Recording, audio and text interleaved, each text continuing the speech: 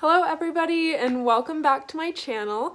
My name is Arielle and I am here today to tell you all about how I got accepted early decision to medical school. If you haven't seen my video before, I am a recently accepted medical student and I will be starting medical school in the fall at a United States allopathic medical school. So if you're interested in hearing about my journey and how I got to this point and watching videos on my medical experience in the future as I start school and progress through school, please feel free to like and subscribe, and I will continue posting content related to that. In this video today, I really wanted to talk about my timeline from graduating high school to being an accepted medical student. So let's just get right into it. For anybody who is familiar with the medical school process, my timeline that I'm about to explain to you, I'm sure you can either relate to or follow pretty well. It takes a lot of planning to go down the path to medical school. Very rarely have I ever met somebody who just stumbles into medical school. It's something that you really have to plan and prepare for and know that you want to do in order to get to that point of being accepted. So I figured it would be really helpful for people to understand what my timeline is and also dispel some of the rumors of what the perfect timeline perhaps is for medical school, because the truth is that everybody's journey from high school to being an accepted medical student is going to vary so widely. It's really not as typical anymore for students to go directly from their undergraduate major into a medical degree program. Although there are definitely students that still do that, but it's certainly becoming less and less common. I graduated high school when I was 17 years old. So I graduated a little bit early. I did not skip a grade. I just started kindergarten a little bit earlier. So that's why I graduated when I was 17. Once I graduated from high school, I continued on to undergraduate. I didn't attend an Ivy League or particularly competitive college. I went to my local liberal arts college, and at school I was a neuroscience major, and I also attended their honors college and completed an honors degree. You can really go into medical school with just about any major as long as you take the required prerequisite courses. Every program has different prerequisite requirement courses, but typically there is just a list of classes that most medical schools require that you take before you submit an application. So if anybody's interested in a video that kind of outlines the requirements that you have to complete in undergraduate in order to apply and be accepted to medical school, let me know in the comments down below and I can post another video about that in the future. During my senior year of college, I worked on putting together my medical school application, and I also was studying for the MCAT, and I ended up taking the MCAT the summer after I graduated college, and then submitted my application that summer for medical school. So during that application cycle, after I had graduated college, I decided to take some courses at my local state university. They were just courses that I didn't ever have the chance to take while I was in college, and I figured would be beneficial and were really interesting to me. So I went and took physiology and anatomy and neuroanatomy. I applied to a lot of programs my first application cycle, and I say it's my first application cycle because I had to apply twice to medical school. This is something that not a lot of people talk about, how I didn't get in on the first try, and I'll say it. I did not get into medical school the first time I applied.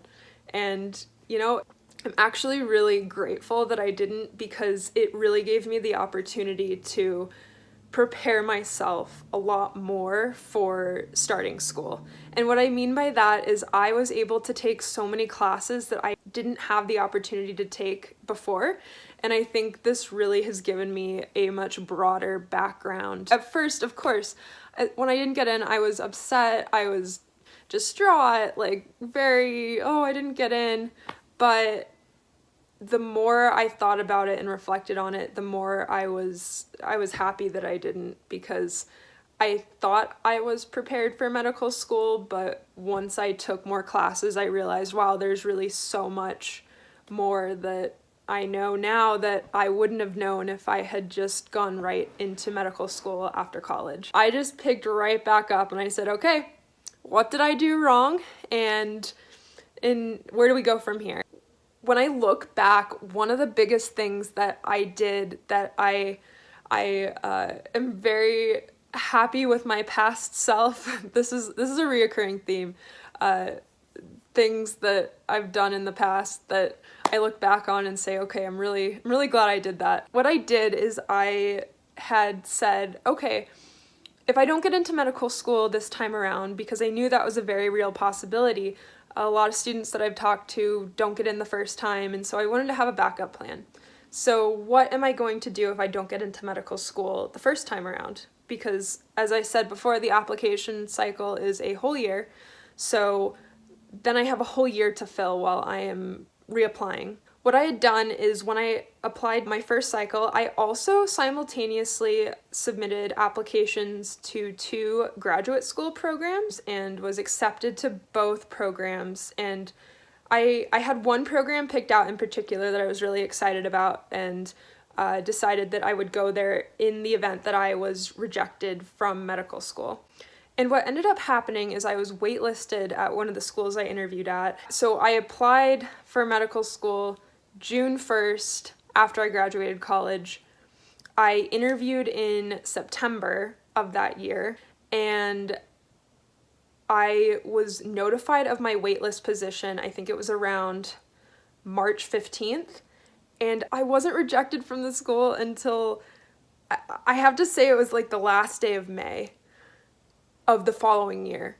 So it was a whole year process from when I initially submitted the application, went through the whole process, and then was finally rejected after being waitlisted for a few months. So I had my backup plan in my back pocket. It was kind of a pinch for me because I was notified of my rejection, and I basically had a week to pack up everything and move from where I was living to the state where I would be attending this other graduate program I had been accepted to. So I did that. That was a little stressful. But I got there and I started my 1-year graduate program.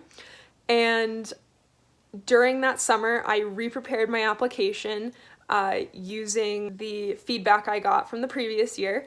And when I applied the second time around, I decided I'm going to take all the feedback that they could give me and I'm going to reapply. But I'm only going to reapply to the school I really want to attend. And this is what's called the early decision program. So you can only apply to one school early decision, and you're not allowed to apply to any other schools during that time frame. So it's a really fine balance between weighing your probability of getting accepted at programs versus saying, I really want to go to this program. I decided that in my scenario, it made sense to go ahead and apply to the early decision program. So instead of submitting a lot of applications like I had the previous year, I said, okay, I'm just submitting my application to one school. I received an interview for September, and I went and did that interview, and within a few weeks, I was called and notified that I was accepted, early decision, which it was just, let me just tell you that it was probably one of the best moments of my life getting that phone call. It was so like wonderful, just such a rush of emotion of all this hard work is paid off, and I know I have so far to go, but this is great. Like, I finally I've done it. I've gotten in. So I received that phone call a few weeks after the interview, which was really great because then I knew that I was gonna be starting school in the fall, and I didn't have to wait to see whether or not I was accepted. So in contrast, like I had mentioned the previous year, I waited almost a full calendar year from the date I submitted the application to the day that I found out I was rejected. So the following year was the exact opposite experience. So it's kind of weird how that works out, but it all worked out. So I continued in the graduate program, and then that brings me to starting school in the fall. So just as a quick little summary of the whole timeline I just went over, from the time I graduated high school to when I was eventually accepted to start medical school, I completed high school, graduated high school, then I completed a 4-year degree at an undergraduate university. I then spent a year taking more undergraduate courses at a local state college. And after that year, I spent another year in a graduate school program, and then we'll be starting medical school. I really wanted to share what my journey was like, since everybody's journey is unique and different, whether you're the traditional student going right from undergraduate to medical school, or you're somebody who takes a few gap years, or somebody who didn't know that they wanted to go to medical school for a while and decide later in life that you want to go to school. So I hope that this video has been helpful for anybody who is just starting to look into the process, or even to people who are looking into changing career paths and going to medical school, or even students who, like me, maybe were a little bit discouraged that they didn't get in on quite a linear path as they may have expected. I hope that this has been helpful.